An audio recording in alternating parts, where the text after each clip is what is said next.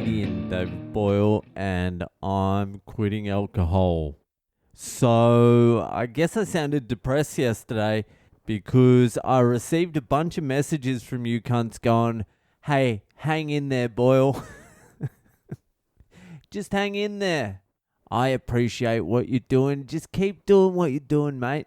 We all have ups and downs, Boyle. Just keep to it, mate.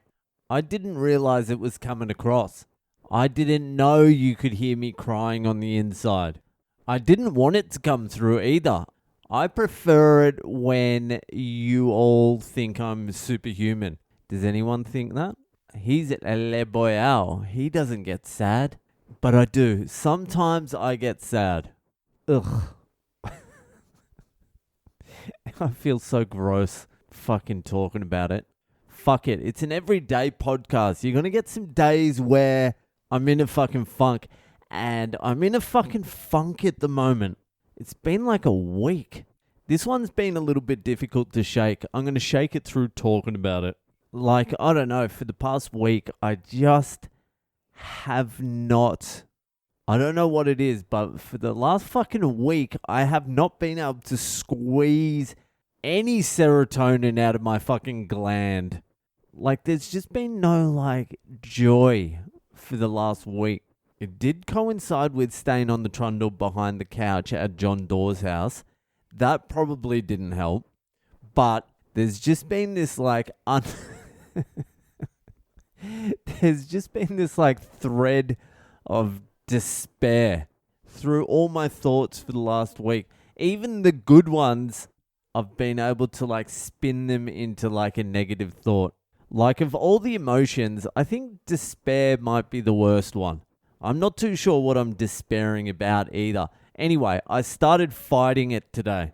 Like I'm not just going to sit there in a funk for another fucking week, just feeling sad. No, I'm going to fight the shit. So the first thing I did today was I need to fucking set some goals. I think a little bit of that despair vibe that I'm going through is because I'm just flailing in the air. I've got no direction. I've had no direction for the last fucking however many months. So I'm like, all right, I'm going to set some fucking goals. Some fucking goals so I can at least point myself in that direction. Just setting some goals, just not even fucking heading towards the goals, just setting them made me feel better immediately. So I set some goals, even though it's like 4 months into the fucking year. It's already a third done, but better late than never. So I set my goals and I got a little fucking spike of serotonin. So I'm like, all right, I'm going to take that fucking serotonin and I'm going to invest it and see if I can turn it into a little bit more serotonin. So I'm like, all right, I'm going down to the gym. I haven't done a leg day for like 2 weeks because I don't like doing legs and I'm a lazy cunt and I would just prefer not to do it. So I'm like, I'm going down with my little bit of fucking serotonin and I'm going to fucking pump those legs. So that's what I did. Went down, did some fucking legs. I turned my little drop of serotonin into like 3 or 4 drops of serotonin. So then I'm turning the corner. I've got a little bit of go and I'm like, all right, what is it? What's the source of this fucking depression? And when you're working this out, you need to be pretty honest with yourself. You can't bullshit yourself because bullshitting yourself fucking got you where you are. So I'm like, all right. I'm feeling depressed because I haven't been doing the work.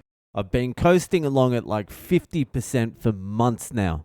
I haven't written anything. I haven't been doing fucking shit like Boyle Breaks History or Conspiracy Cop. I haven't done any of the shit I said I was going to do. I've pretty much lazied myself into a rut. So I'm rutting hard. And because I haven't been working as hard as I should be, well, I haven't really been working at all. I mean putting effort into the things I do. I don't mean fucking going out in the cranes.